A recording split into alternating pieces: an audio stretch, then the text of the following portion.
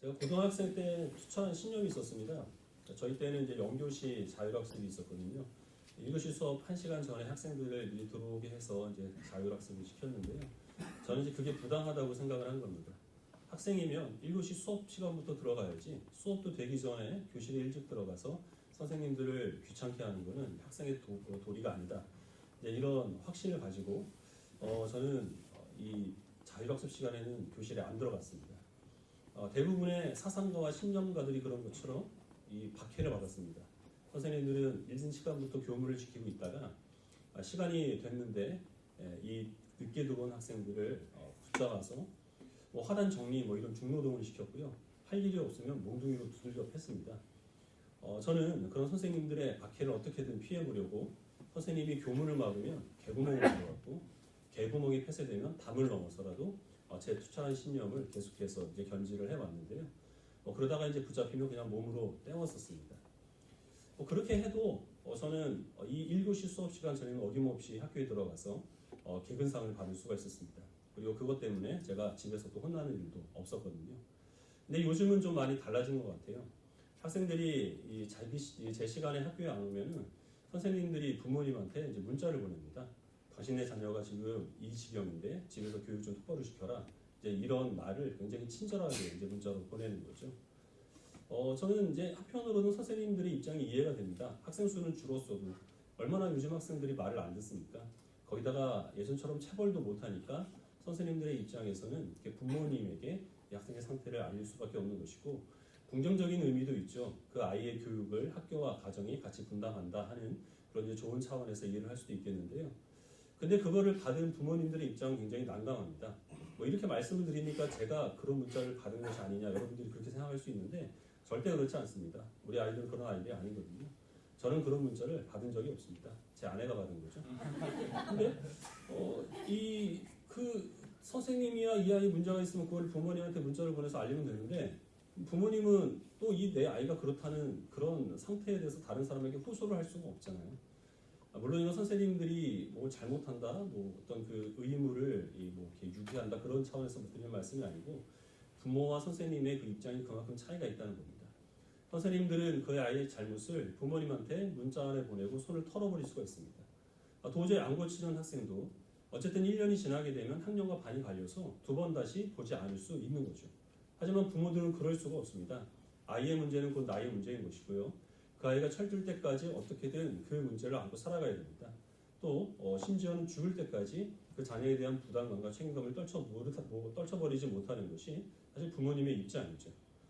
성경에서 하나님을 계시하실 때 하나님은 우리의 선생님이다. 이렇게 말씀하지 아니하시고 하나님은 우리의 아버지가 된다라고 말씀하십니다. 우리는 또한 하나님의 학생이 아니라 하나님의 아들과 또 하나님의 자녀로 그렇게 성경에는 계시가 되어 있습니다.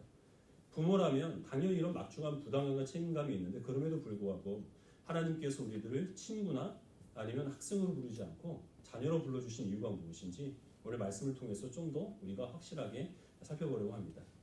오늘 읽은 본문 말씀은 바울이 이 성도들에게 한 마지막 5번째 질문입니다. 누가 우리를 그리스도의 사랑에서 끊으리요? 이 질문을 한다는 것은 그때 당시에 이 성도들의 삶 속에서 내가 하나님께 버림받은 것이 아닌가? 하나님께서 나에 대한 사랑을 거둬 가신 것이 아닌가? 이렇게 의심이 들게 할 만한 그런 여러 가지 일들이 있었기 때문에 바울이 이 질문을 성도들에게 한 것이죠. 앞에서 바울이 말한 바와 같이 이때 당시에 그리스도인들은 많은 대적들과 싸워야 했습니다. 하나님께서는 복과 은혜가 풍성하신 분인데 왜 하나님이 그런 것들을 내게 아끼시는지 이해가 되지 않는 그런 상황 속에 내몰렸고요. 세상 사람들은 그리스도인들을 범죄자 취급했습니다. 고발해서 법정에 세웠고 법정에서는 그들을 정죄했습니다. 이런 일들이 성도의 삶 속에 일어나게 되면 그러면 성도들은 하나님께서 나에 대한 사랑을 거둬 가시지 않았는가 하는 그런 의심에 빠진다는 겁니다. 이렇게 하나님의 사랑을 의심하게 만드는 그런 요인들을 우리가 읽은 8장 35절에서 바울이 몇 가지로 정리했습니다. 환난, 곤고, 박해, 그리고 또 기근, 적신, 위험, 칼 이렇게 정리를 했는데요.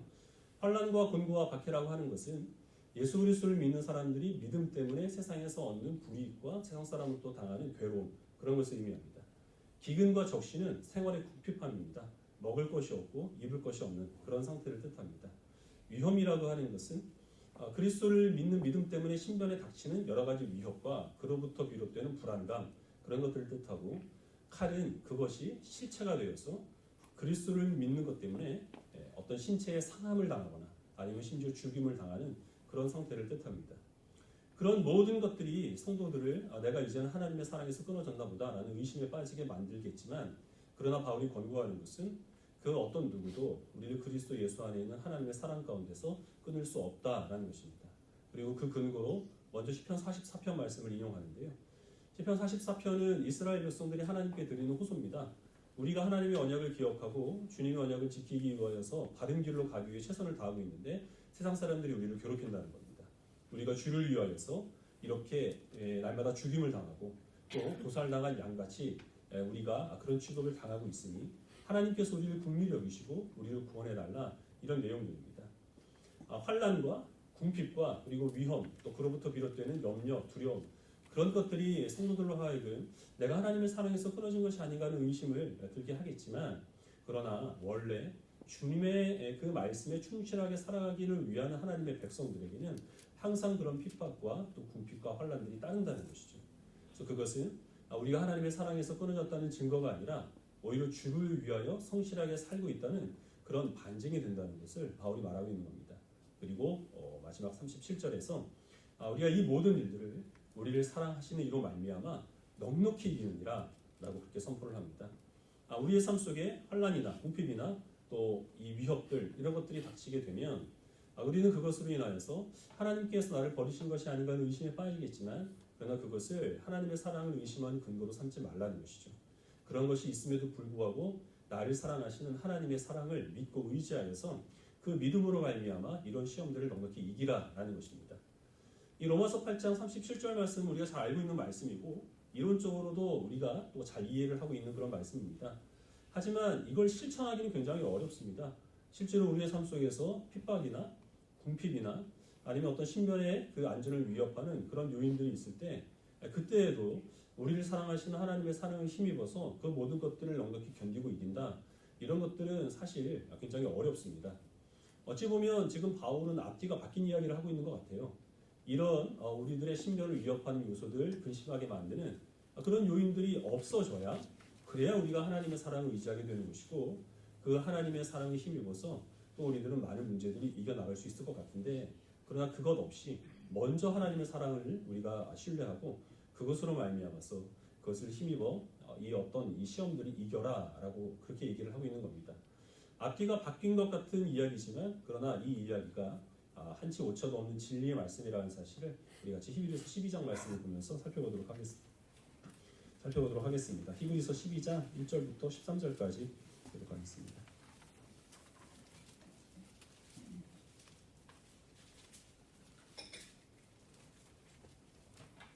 신약성경 367페이지 히브리서 12장 1절부터 13절까지 말씀을 1절을 제가 먼저 읽고 13절까지 해주시도록 하겠습니다. 1절을 제가 먼저 읽겠습니다. 이러므로 우리에게 구름같이 둘러싼 허다한 증인들이 있으니 모든 무거운 것과 얼매이기 쉬운 죄를 벗어버리고 인내로써 우리 앞에 당할 경주를 하며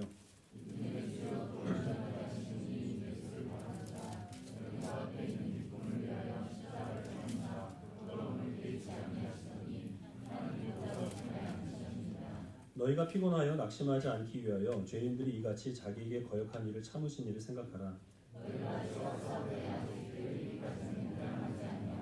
또 아들들에게 권하는 것 같이 너희에게 권면하신 말씀도 잊었도다. 일러스되 내 아들아 주의 징계하심을 경히 여기지 말며 그에게 꾸지람을 받을 때 낙심하지 말라.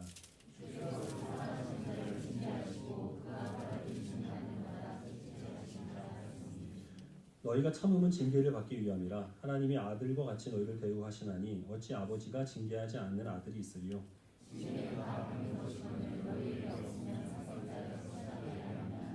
또 우리 육신의 아버지가 우리를 징계하여도 공경하였거든 하물며 모든 영의 아버지께 더욱 복종하며 살려 하지 않겠느냐.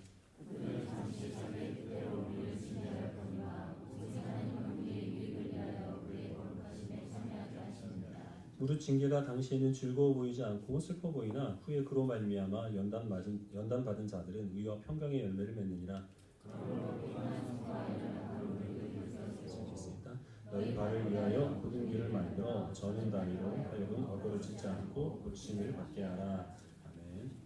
3절 말씀에 보시면 너희가 피곤하여 낙심하지 않기 위하여 죄인들이 이같이 자기에게 거역한 일을 참으신 일을 생각하라 라고 말씀하고 있습니다. 그러니까 성도들에게 피곤하고 또 성도들을 낙심하게 만드는 그런 일들이 늘 있다는 겁니다. 이런 일들은 바울이 이제 8장에서 말한 것과 같은 고난, 또 궁핍, 그리고 염려, 두려움 그런 것들이 성도들의 삶을 이제 엄습할 때 그때 우리들은 피곤함을 느끼고 낙심하게 된다는 거죠. 그때 우리가 해야 될 것은 하나님께서 나에 대한 사랑을 거두셨는가라는 것을 의심하는 것이 아니라 믿음이 주요 온전케 하시는 예수 그리스도를 바라보라라고 권고하고 있습니다. 예수님께서 십자가의 죽으심을 부끄럽게 여기지 아니하시고 개의치 아니하시고 그것을 넉넉하게 감당하심으로 부활하시고 승천하셔서 하나님 우편에서 하나님 아들로서의 영광을 누리고 계십니다. 그리고 우리를 위하여서 중보하고 계십니다. 예수님은 우리보다 그 길을 먼저 가신 것 뿐입니다. 우리가 우리의 삶 속에서 이런 피곤하게 만드는 일들, 낙심하게 만드는 그런 고난이나 궁핍들을 만나게 되면 나는 이제 먼저 가신 예수 그리스도의 뒤를 따라간다는 사실을 확신해야 한다는 것입니다.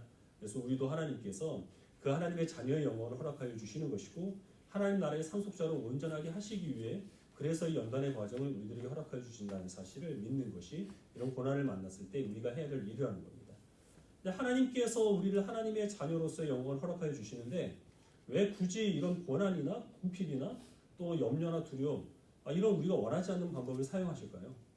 그것은 말 그대로 우리가 하나님의 자녀이기 때문입니다. 부모님의 입장에서는 자녀들이 아무리 장성해도 자녀는 자녀입니다. 부모님의 끊임없는 관심과 사랑과 그리고 간섭이 필요한 것처럼 여겨지는 것이 자녀라고 하는 이름이 갖고 있는 의미죠. 신앙생활에 있어서는 영적인 차원에서 그 누구도 하나님 앞에서 성인이 없습니다.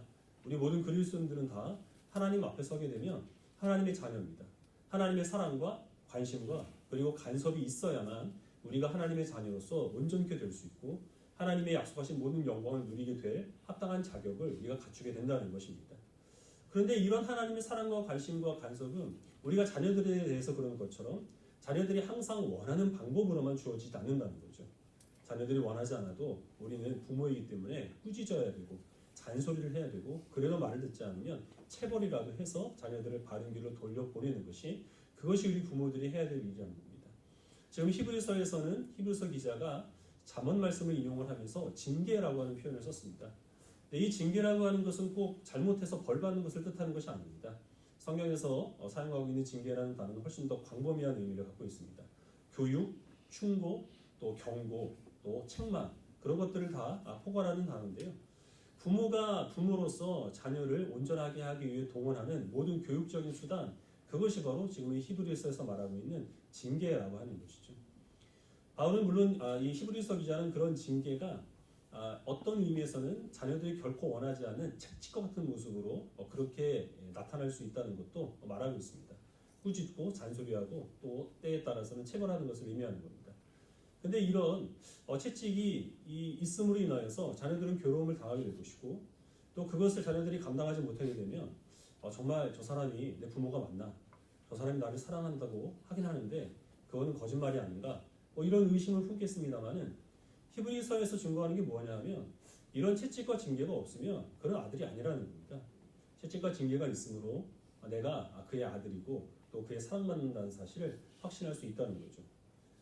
편의점에서 어떤 미성년자가 들어와서 담배 한 갑 주세요 라고 그렇게 얘기를 한다면 편의점 주인이 이 돈 버는 데만 관심이 있는 사람일 경우에는 그냥 아무런 제재가 없이 그냥 담배를 꺼내줄 겁니다. 근데 만약에 그 편의점 주인의 중학생 아들이 들어와서 아버지 제가 돈 드릴 테니까 담배 한 그루만 주세요. 그러면 그 편의점 주인은 어떻게 반응해야 되겠습니까? 아무리 돈밖에 모르는 사람이라고 하더라도 귓방망이를 올려 붙여야 그래야 정상적인 부모의 반응이죠. 하나님께서는 우리의 아버지가 되십니다.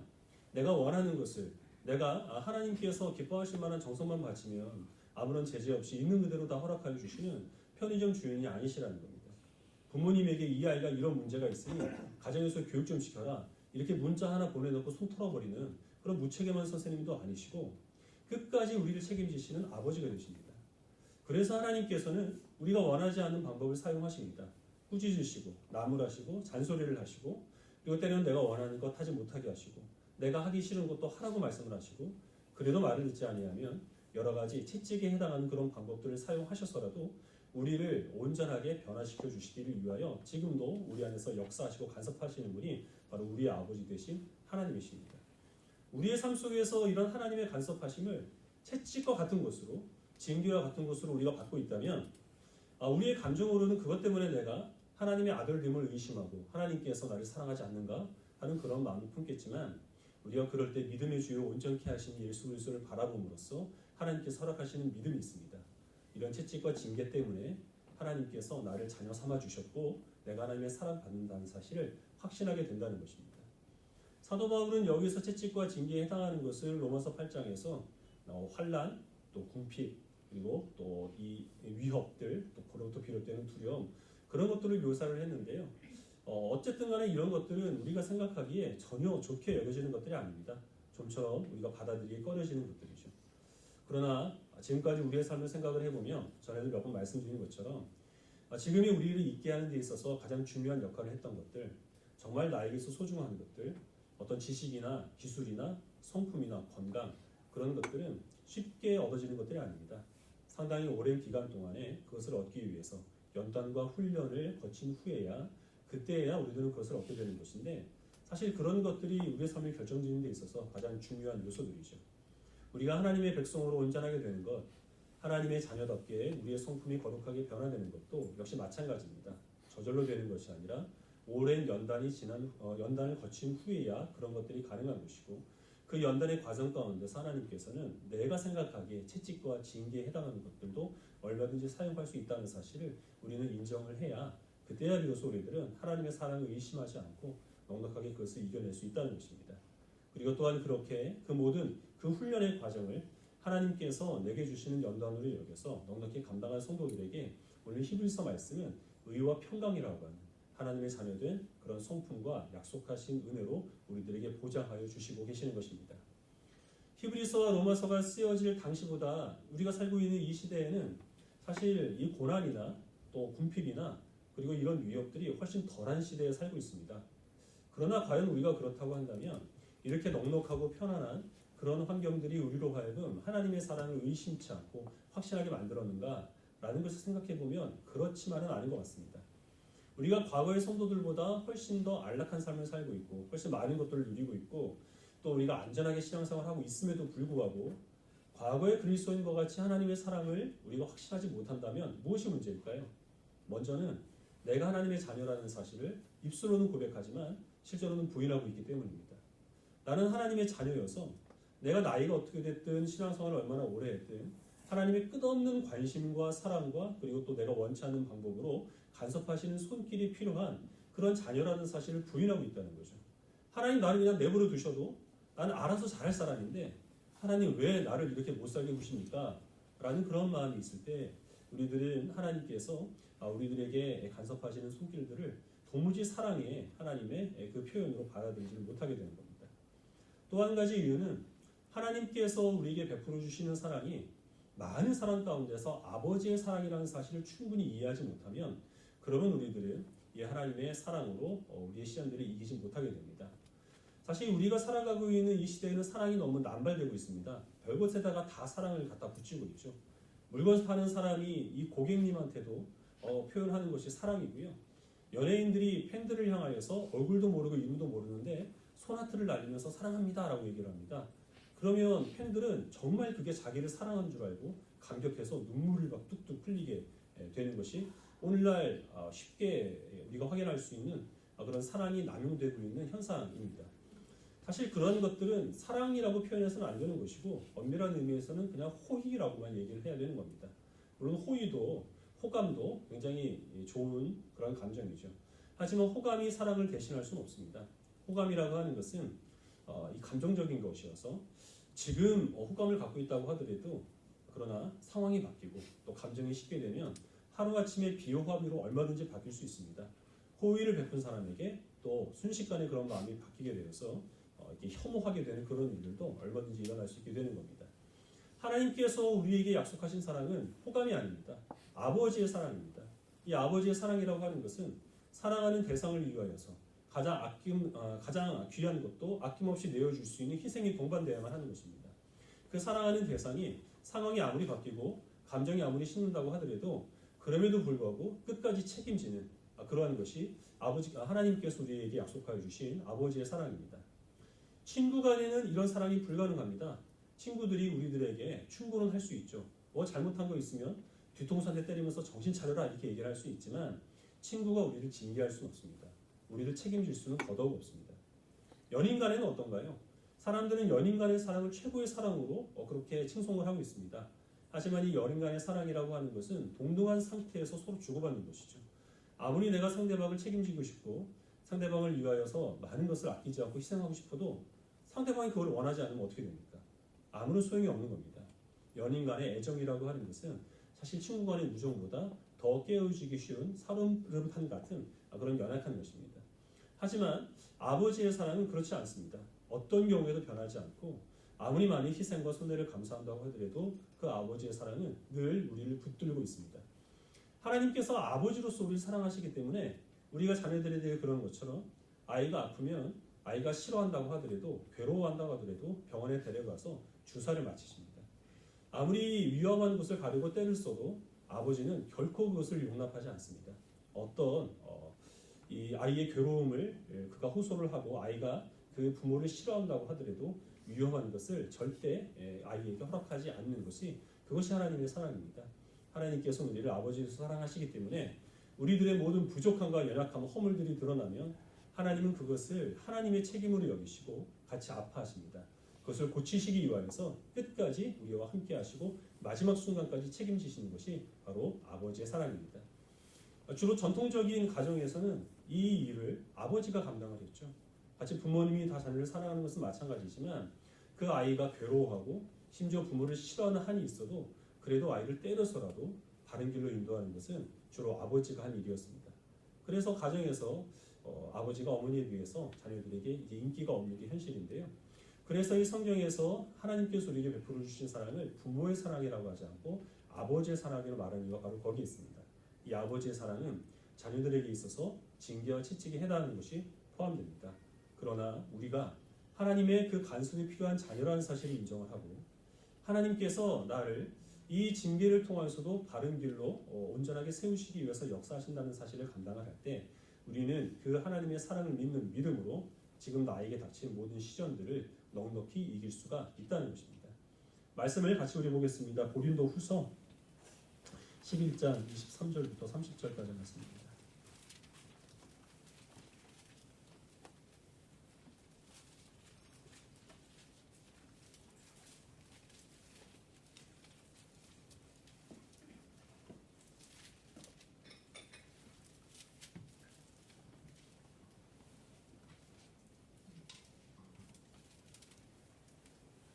11장 23절을 제가 먼저 읽고 30절까지 읽으시도록 하겠습니다. 23절을 제가 먼저 읽겠습니다. 그들이 그리스도의 일꾼이냐 정신없는 말을 하거니와 나는 더욱 그러하도다. 내가 수고를 넘치도록 하고 옥에 갇히기도 더 많이 하고 매도 수없이 맞고 여러 번 죽을 뻔하였으니 3번 태장으로 맞고 1번 돌로 맞고 3번 파선하고 일주일을 깊은 바다에서 지냈으며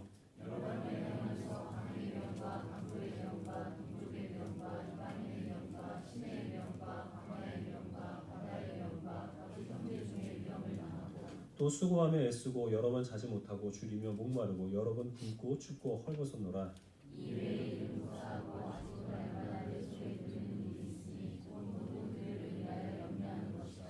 누가 약하면 내가 약하지 아니하며 누가 실족하게 되면 내가 애타지 아니하더냐. 내가 부득불 자랑할진대 내가 약한 것을 자랑하리라.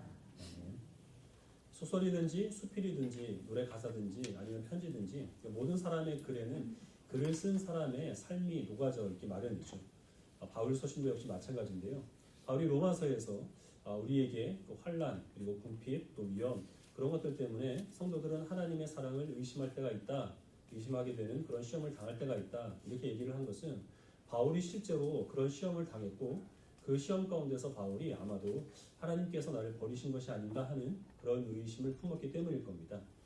바울이 로마서 8장에서 간략하게 요약한 것들이 우리가 지금 읽을 고린도 후서에서는 조금 더 정확하게 나와 있습니다.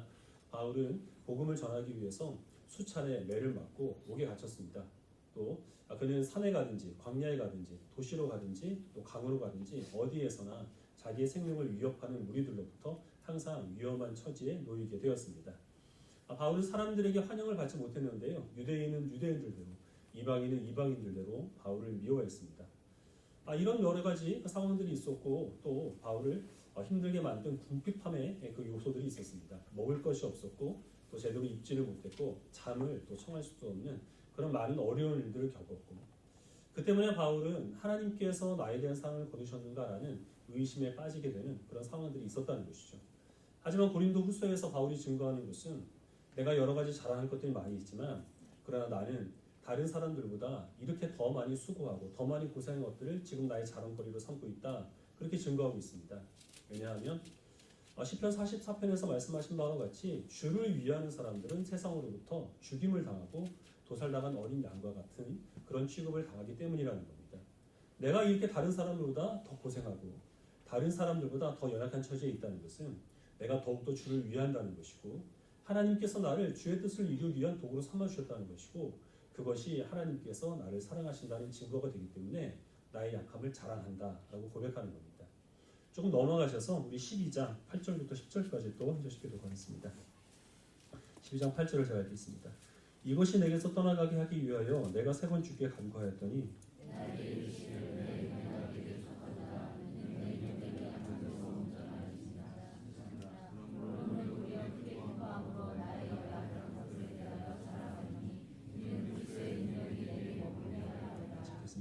그러므로 내가 그리스도를 위하여 약한 것들과 능력과 궁핍과 박해와 권고를 기뻐하노니 이는 내가 약한 그때의 강함이라.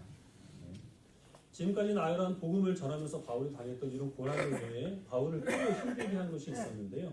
육체의 질병이었습니다. 하나님께 여러 차례 이 병을 고쳐달라고 바울이 호소를 했지만 하나님은 바울의 기도에 응답하여 주지 않으셨습니다. 이 질병이 어떤 사람은 안질이라고 얘기를 하고 또 어떤 사람은 간질이라고 해석을 하는데 정확히는 모릅니다. 하지만 이 고질병 때문에 바울이 당한 어려움이 있었는데 고린도 교회 성도들을 비롯한 이 그리스도인들이 바울을 사도로서 인정하지 않은 겁니다. 목회자가 성도들에게 목회자로서의 권위를 인정받지 못하다는 거예요. 자기 몸도 제대로 건사를 하지 못하는데 자기 병도 고치지 못하는데 무슨 영혼을 구원하고 무슨 하나님의 영광을 드러내느냐 이런 것으로 바울이 공격을 받았습니다. 근데 바울은 지금까지 자기가 고생하는 것과 또 하나님께서 자기에게 다른 사람에게 주시지 않은 많은 은사들이 있었지만 그러나 그런 것들을 가장 앞세워서 자랑하지 아니하고 이런 나의 약함을 내가 기뻐하고 내가 이것을 자랑한다 이렇게 고백을 하고 있습니다. 왜냐하면 자기가 약하면 약할수록 그래서 그 약함 때문에 사람들이 자기를 비방할수록 하나님께서 저런 형편없는 사람을 통하여서도 영혼을 구원하시고 이런 큰 일을 행하시니 하나님이 얼마나 대단하신 분이냐 이것이 드러나기 때문에 자기는 그거를 기쁘게 여긴다는 것입니다. 바울은 원래 사울이었을 때 바리새인이었죠. 자기 의가 강한 사람이었습니다. 하지만 그는 그리스도를 만난 후에 예수 그리스도의 십자가를 알게 되어서 자기의 의와 자랑을 다 포기할 수가 있게 되었던 것입니다.